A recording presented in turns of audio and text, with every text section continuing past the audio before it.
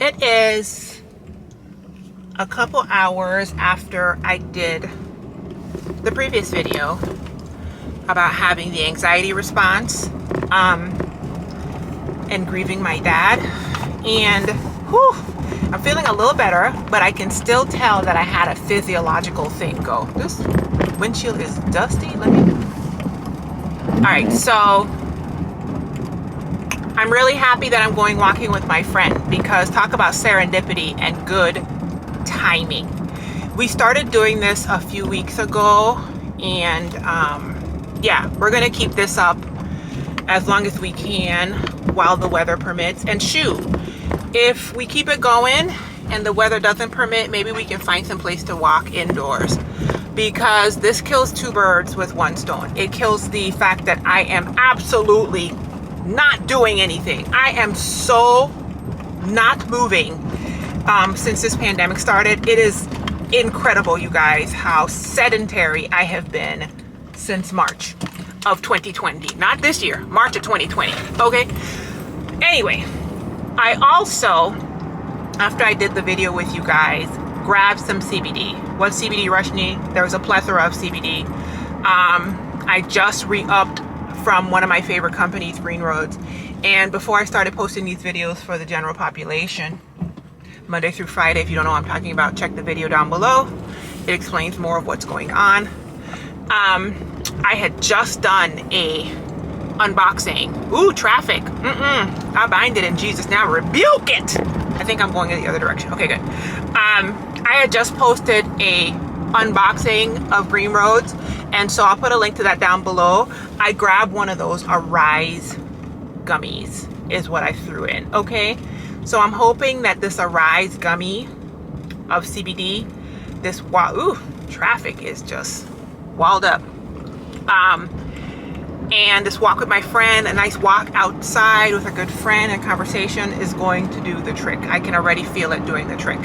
So I wanted to do a quick video while I was driving. I've only been to this place once, so I gotta pay attention to this navigation. I also have to remember how to drive. Let me in. I have to remember how to drive on this here highway, because I don't be leaving the house, y'all. So sometimes I'll be forgetting how to use my car.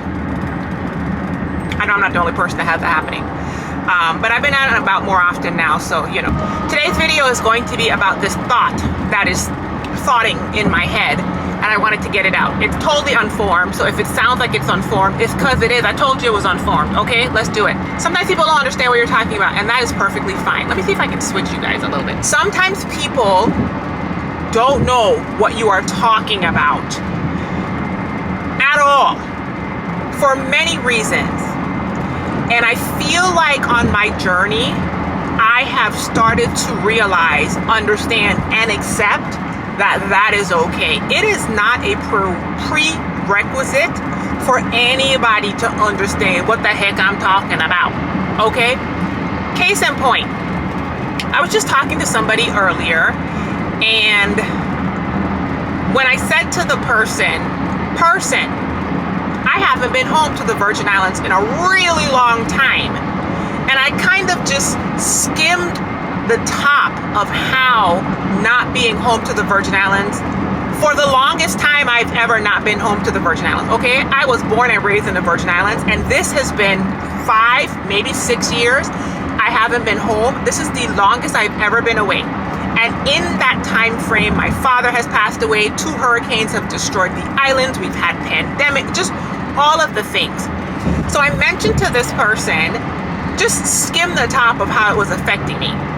And this person looked at me, and you could tell it did not compute. You want to talk about does not compute, did not compute. Now, mind you, this person was talking to me from the Virgin Islands, right? And so I understand that they don't have this experience because they live in the Virgin Islands. They parked up, they chilling, okay? When I tell you no concept of what I'm talking about. Other case in point. Years ago, when I was at home in the Virgin Islands, St. Thomas, U.S. Virgin Islands to be exact, I was out having lunch with somebody, And I think we're at Mongoose Junction, which is one of my favorite places. If you ever go to St. John, check it out. I'll put a link down below if they have a website. And I mentioned to this person, hey, have you ever felt like this isn't real? Which, listen, you gotta be deep to get what I'm saying, right? And they were like, what do you mean? I was like, well, the fact that I live in the States, sometimes when I'm in the Virgin Islands, it feels almost like the States is a dream. And sometimes when I'm in the States, it feels almost like the Virgin Islands is a dream. Now, mind you, I said this is my exit, yeah. Mind you, typically the States feels like it's a dream the most. Okay, the Virgin Islands is what seems real, even though I live up here. Continue to pray, saints. But yeah, I asked them if they'd ever felt that feeling, and they looked at me perplexed, and they were like, I have no idea what you're talking about. Which is honest, and which is true. I later found an article about this exact feeling and how it's common for people who switch cultures. If I can find that article, I will post it down below. It's common, especially for like people whose parents were, let's say, Nigerian and they were raised in the United States, but they were heavy in the other culture. Like both things feel almost like not an exact fit, right? So anyway, I'll put the article down below.